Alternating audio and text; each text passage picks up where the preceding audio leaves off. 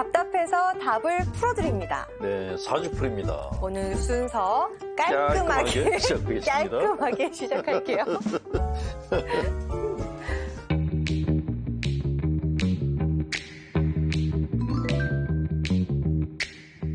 자, 오늘의 풀이는 견진성사입니다. 신부님, 네. 신부님은 견진성사 언제 받으셨어요? 한숨. 네, 신학교 들어가기 전에 받았으니까 네. 뭐 언제 받았는지 모르죠. 네, 견진을 받아야지 신학교를 들어갈 수 있었으니까요. 네, 까맣죠. 기억도 안 나죠. 그렇군요. 네. 견진성사 하면은 우리 교회 7성사, 7성사 중에 하나로 알고 있는데 신앙적으로는 어떤 의미가 있는지 짚어주세요. 일단은 성인식이라고 생각하시는 게 좋아요. 세례성사가 아기로 태어났다라는 네. 그런 의미를 갖는다면 견진성사는 신앙의 성인식 그런 의미로 받아주시는 게 좋고 네. 신앙생활이라는 것이 이것도 발달 단계가 있거든요. 네네. 아기들이 어렸을 때는 엄마한테 의존하죠. 네, 그렇죠. 몇 살 때까지 엄마가 챙겨줘야 돼요? 한 3살? 3살? 3살, 4살? 그러면 아기들이 독립만세 외치는 게 몇 살쯤이에요? 나도 이제 내 뜻대로 살 거야. 사춘기 때쯤? 사춘기 때쯤? 네네. 신앙생활도 좀 비슷해요. 그러니까 처음에 이제 세례를 받고 신앙생활 하는 분들은 네. 하나님한테 다 의존을 해요. 그러니까 이것도 해달라, 저것도 해달라. 그러니까 주로 하느님이 어떻게 보면 우리의 이제 서포터 역할을 하는 거죠. 네. 근데 만약에 아이가 나이를 먹었는데도 부모한테 계속 의존한다면 기쁠까요? 아니죠. 아니겠죠? 이렇게. 그렇죠. 네. 너는 네 길을 가야지 가렴. 이렇게 얘기를 하겠죠. 내 돈을 더 이상 뺏어가지 말으렴. 그렇죠. 예. 어떤 엄마들은 이제 분리불안 때문에 아이들을 이렇게 분리를 못 시키고 끝까지 챙기는 엄마들도 있어요. 네. 그래서 이제 마마보이라는 거는 그 아주 독특한 그런 성격군을 만들기도 하는데 네. 일단은 아이들을 분리시키는 게 성인이 되게 하기 위해서 제일 중요한 것이듯이 신앙생활도 좀 그런 의미를 갖고 있어요. 그러니까 하나님한테 의존하는 단계에서 거기서 벗어나는 거죠. 그 벗어난다는 게 뭐냐? 이제는 하나님께 매달리는 게 아니라 하느님께서 원하시는 게 무엇인지를 내가 해드리겠다는 마음을 갖는 거죠. 좀 다르네요. 다르죠. 네, 전혀. 네. 다르네요. 이제 성인이 된 것 같은 그런 느낌? 그렇죠. 만약에 아이가 아니고 아이가 컸구나 하는 거를 그런 느낌 가질 때가 언제일까요? 저를 생각해 줄 때? 그렇죠. 네, 네. 애가 부모를 생각할 때 그때 아이가 어른이 된 거예요. 그러니까 아이는 나이를 먹었다고 해서 어른이 되는 게 절대로 아니라는 거죠. 그렇죠. 나이가 40이 되고 50이 되고 60이 됐는데도 계속 부모님한테 손 벌리고 사업자금 달라 그러고 이거는 그냥 애인 거예요. 몸만 늙어간 거지 마음은 그냥 응석바지 아이라는 거죠. 맞아요. 근데 아이들이 심리적으로 성숙해서 내가 부모님을 위해서 뭘 해드려야겠다라는 생각을 갖는 아이들이 있어요. 그걸 우리는 효자라고 얘기를 하죠. 네네. 근래에 와서 효자 개념이 많이 바뀌었는데 예전에 효자, 효녀는 평생 부모님을 봉양하는 아이들을 효자, 효녀라 그랬는데 네네. 요즘은 손만 안 벌리면 효자. 왜 그렇잖아요. 네. 성인은 누구나 되는데 어른은 누구나 못 되잖아요. 맞아요. 네네. 예. 근데 이렇게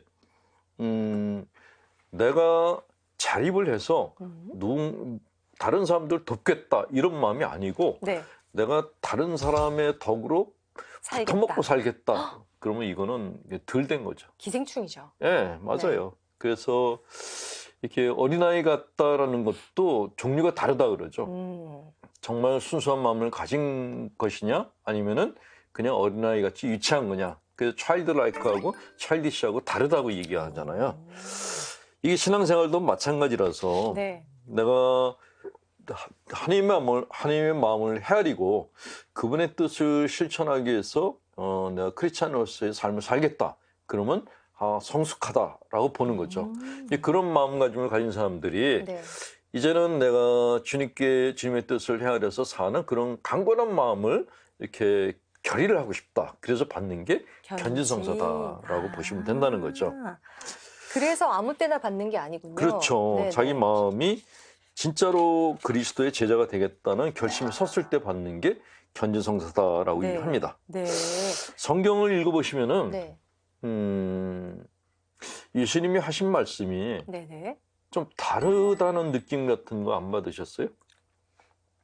그러니까 어떤 부분은 이렇게 어떻게? 읽기가 편한 부분이 있는가 하면 맞아요. 그거 어떤 있어요. 때는 좀 부담스러운 부분이 있고. 맞아요. 안 읽히는 부분이 예, 있어요. 예, 예. 이게 뭐지? 싶은 부분. 그렇죠? 읽으면서 이건 나는 내가 할 게 아닌데 맞아요, 부담스러운데 맞아요, 그런 맞아요, 느낌 맞아요. 받는 게 있죠. 네네네, 있어요. 그 이유가 있는 거예요. 그게 뭐예요? 바로 예수님이 하신 말씀을 네. 복음에서는 그냥 다 섞어서 합쳐서 합본을 만들었어요. 네. 근데 사실 예수님이 하신 말씀은 두 부류로 나눠져요. 그러니까 하나는 당신한테 찾아온 환자들에게 하신 말씀이 있어요. 이거는 그냥 믿음을 가져라. 너희가 구하면 얻을 것이고 두들기면 열릴 것이다. 이런 아주 대중적인 언어를 쓰세요. 네. 쉽게. 그러니까 기도하면 얻는다. 이런 얘기를 하시는데 네. 좀 더 어렵게 얘기하시는 게 있어요. 원수를 사랑하기를 내 몸같이 하라.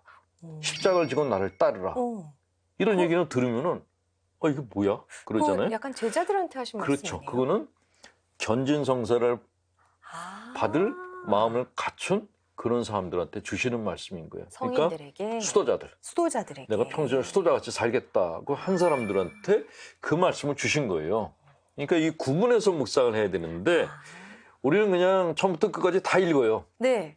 나한테 다 해당된다고. 그리고 이해 안 되는 부분은 나 왜 이러지? 그렇죠. 나 내가 믿음이 믿음이 부족한가? 네. 생각하는데 그게 아니고 예수님이 그냥 당신한테 온 사람들한테 뭐 오병이어 기적이 일으키실 때 수천 명이 왔다 그랬잖아요. 그 사람들한테 얘기하시는 그 내용은 구하라 얻을 것이다예요. 근데 사람들이 다 떠났어요. 네. 그리고 소수의 사람들만 남았어요. 우리는 주님의 제자가 되겠다고. 그 사람들한테 하신 말씀은 그다음부터는 십자가의 길에 대한 얘기를 하신 거예요. 네. 정말 나의 제자로 살려면은 가진 것을 다 버리고 가족도 버리고 나를 따라라라고. 그러니까 일반 사람들이 감당할 수 없는 그런 말씀을 제자들에게 주신 거예요. 네. 근데 그거를 그러겠습니다라고 그러면 이제 그분들은 바로 견진성사를 받았다라고 볼 수도 있는 거죠. 네. 그러니까 견진성사는 신앙을 성숙시키게 하는 그런 성사인데 그렇죠. 어떤 게 성숙되는 거예요? 뭐 성숙이라는 게 아까도 얘기했지만은 네. 그 애들이 성숙했다라는 거는 유아적으로 자기 것만 뭐 이거 좀 해줘 저거 좀 해줘 응석을 부리지 않고 그 어느 날 동생을 챙겨 부모님을 챙겨 남을 좀 배려하고 부모님이 밖에 나가서 일하고 들어오셨는데 아이가 집에서 상을 다 차려놓고 드세요 그래요. 그런 이게 애가 성숙한 있어요? 거죠. 세상에. 네. 네. 그리고 부모님한테서 빌려서 사업을 했어. 네. 돈을 벌어가지고 배로 갚아드려. 이게 성숙한 거죠. 미성숙은 뭘까요? 부모님이 늦게 들어오는데 밥상 차릴 때까지 기다려. 이게 미성숙이죠. 부모님 돈을 갖다 끌어다 썼는데 네. 더 달라고 손 벌리는 아이고. 거. 이게 미성숙이죠. 그러니까 그렇구나. 성숙한 미성숙은 네. 그냥 어렵게 생각하지 마세요. 자기만 생각하면 미성숙이고 다른 사람을 생각하면 성숙하다라고 보는 거죠. 그러니까 성경에 나와 있는 거의 모든 이야기들은 인간적인 성숙이 뭐 어떤 것을 말하는가를 가르치고 있다라고 그렇게 보시면은 아마 맞을 겁니다. 그렇군요.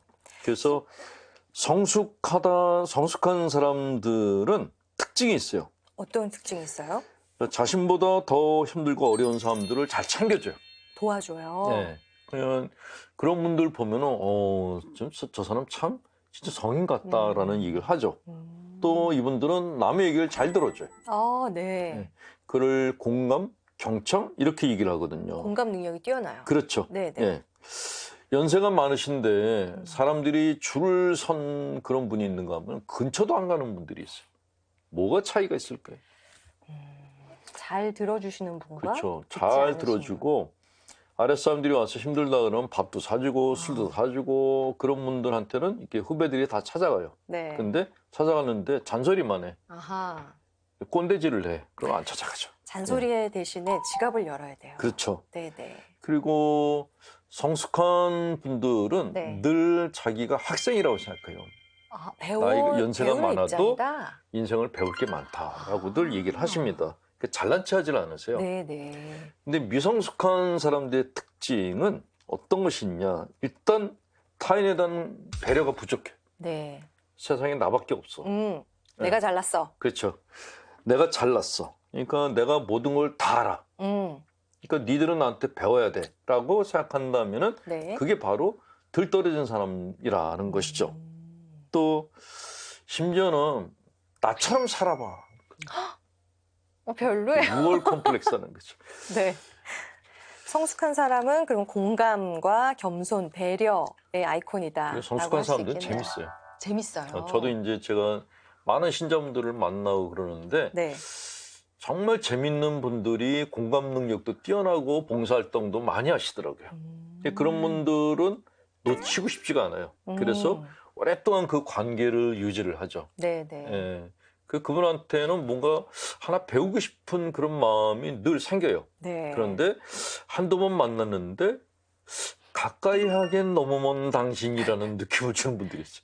그때부터 전화가 와서 뭐 식사하죠. 그래도 아유 제가 뭐 이렇게 바빠서요. 그러면서 네. 슬슬 멀리하기 시작해요. 좀 어려운 분들이 있죠. 예, 네. 그냥 피곤한 거예요. 어려운 게 아니라 피곤한 거예요. 만나면은 또 그 자기 얘기 자랑하고 그럴 텐데 그 얘기를 또 어떻게 들어줘? 밥 먹으면서 1시간 반을 저 얘기를 또 어떻게 들어줘? 얘기하면서 왜 내가 찔리지?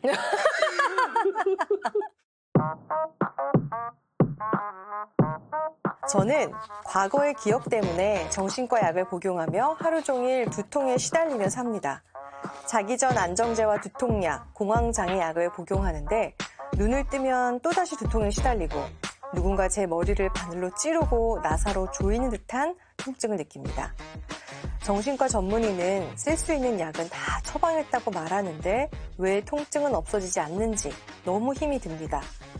얼마 전에는 주변 사람의 권유로 물리치료와 안수기도를 받았는데도 소용이 없습니다. 신부님 저를 좀 도와주세요 라고 익명으로 보내셨네요. 아이고. 뭐 옛날 기억 중에서 골치 아픈 기억들이 있어요? 골치 아픈 기억이요? 생각하면 막 머리 아픈 기억들. 아, 있죠. 굳이 떠올리고 싶지 않은. 그렇죠. 네네. 남자들한테 그런 기억이 있냐 그러면 다 군대. 군대.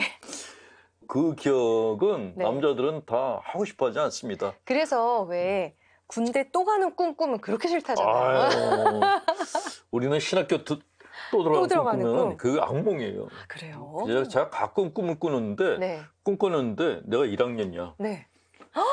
또 1학년이야. 넥타이를 메고 있어. 아이고야. 앞에 막 수단 입은 그 뭐 부자들이 앞에 있어. 네네. 그러면 와 내가 왜 다시 1학년이지? 막 악몽이에요, 악몽. 예. 그런데 이런 군대나 네. 신학교뿐만이 아니라 모든 사람들이 어렸을 때 상처를 받았거나 뭐 이렇게 힘들었던 일을 당한 기억들을 누구나 다 갖고 있어요. 그렇죠. 그래서 대개는 그런 기억들을 묻어버려요. 잊어버리려고 하거나. 네. 그러니까 이 자매님 같은 경우에는 뭐 정신과 약을 먹어도 안 되고 상담받아도 안 되고 안수기도도 해도 안 된다 그러는데 네. 근데 본인이 문제는 알고 있어요. 과거의 기억 때문에 지금 두통에 시달리고 있다고. 그러니까 아니 골치 아픈 기억을 끄집어내서 그 기억을 다시 생각하니까 머리가 아픈 거예요. 그러니까 방법은 간단해. 그 기억을 안 하면 되는 거예요. 기억을 안 하게끔 노력을 하는 거죠? 그렇죠. 네네. 그거를 아니 골치 아픈 걸 끄집어내서 보고 있으면 당연히 머리 아프죠. 자꾸 상처받았던 게 기억이 나시나요? 네. 아니 기억을 나는 게 아니라 기억을 갖고 다니니까 문제인 거예요. 그러니까 우리가 갖고 있는 기억은 네. 이거는 묻혀있지 사라지는 건 아니거든. 근데 기억은 내가 안 바라보면은 얘도 안 와요. 보면은 와요. 그러니까 이놈들이 꼭 강아지 비슷해요. 쳐다보면은 오는데 안 네. 쳐다보면 안 와요. 그럼 나쁜 기억을 보지 말고 다른 그렇죠. 좋은 다른 기억을 기억을 보면 되는 거예요. 관심을 두면 안 되는데 네. 계속해서 안 좋은 기억에다 관심을 가지니까 네. 얘가 자기를 부른 줄 알고 오는 거예요. 굳이 안 좋은 기억을 부르고 그걸 바라보고 있으니까 머리가 아픈 거거든요. 그러니까 네. 약도 안 듣고 뭐 안수를 해도 안 되고 물리치료를 해도 안 되고 그런 겁니다. 이거는 다른 사람들이 도와줄 수 있는 게 아니라 자매님이 선택해야 될 문제예요. 내가 안 좋은 기억을 생각하면서 골치 아프게 살 것이냐 아니면 그 기억을 묻어버리고 편안하게 살 것이냐 이거는 내가 선택할 문제이지 다른 사람들이 도와줄 수 있는 문제는 아니다라는 그런 생각이 듭니다. 네. 그런 영상을 본 적이 있어요. 흐린 흙탕물을 네. 깨끗한 물로 어떻게 정화를 하는가인데 그 다른 방법이 아니라 그 흙탕물 위에다가 계속 깨끗한 물을 계속 부어주는 거죠. 네, 그래서 안 좋은, 그러다 보면은 이게 어느 순간 물이 맑아지더라고요. 그렇죠. 네, 그래서 좀 좋은 기억들, 좋은 사람들 만나서 좋은 추억들로 더 이렇게 좀 쌓아보셔서 그 아픈 기억을 좀 없애보시는 게 어떨까라는 생각도 드네요. 지금 우리 빛나 씨가 얘기해서 이제 갑자기 생각난 게 있는데 네. 세상을 사람들이 살 만한 세상으로 범죄가 없는 세상으로 만들려면 어떻게 될까라는 질문에 어떤 사회심리학자가 가장 적절한 답을 딱 얘기한 게 있어요. 뭔가요? 뭘까요? 좋은 사람을 많이. 우와. 예스. 맞아요. 그 사회심리학자가 이런 얘기를 했어요. 선한 사람들이 많아져서 악한 사람들이 발 딛고 설 자리를 없애버리면은 세상에 사람이 살 만한 곳이 된다고. 네네. 만약에 이제 우리가 어떤 공간 안에 100명이 있는데 한 사람이 막 뭐 깽판을 쳐요. 근데 99명이 다 조용히 바라보고 있어요. 그러면은 창피해서 가만히 있을 것 같아요. 그거예요. 그러니까 뭐 제도를 바꾸고 폭력을 쓰고 혁명을 일으키고 이걸로 바꿀 수 있는 게 아니라 네. 사람을 존중하고 교양을 갖추고 정상적인 삶을 살고자 노력하는 사람들이 많아지면은 진상들이 설 자리가 없어진다. 이게 답이라는 거죠. 그래서 예수님께서 사랑에 대한 철학을 이야기하셨구나. 그 비폭력으로 세상을 바꿀 수가 있다는 그 얘기를 하셨구나 하는 생각이 드는 거예요. 이제서야. 그 복음서가 네. 꼭 가톨릭 교회나 개신교만이 이렇게 점유하는 그런 종교적 점유물이 아니고 우리가 살고 있는 이 지구가 사람이 살 만한 그런 곳으로 변하려면 어떻게 살아야 되는가를 알려주는 가이드북이다. 그래서 성경은 모든 사람들이 다 읽을 만한 책이다라는 그런 얘기를 꼭 해드리고 싶습니다. 네. 자매님도요, 좋은 사람들 좀 많이 만나셔서 예. 좋은 이런 기억이 좋지 않은 많이 기억은 다 생겼으면 묻어버리시고. 네. 예. 좋겠습니다. 네. 자, 그렇다면 이렇게 여러분께서 고민하는 것들에 대해서 저희가 다 풀어드립니다. 그러니까 홈페이지에 사연, 신청 남겨주시면 되겠습니다. 예. 오늘 여기서 인사드릴게요. 고맙습니다.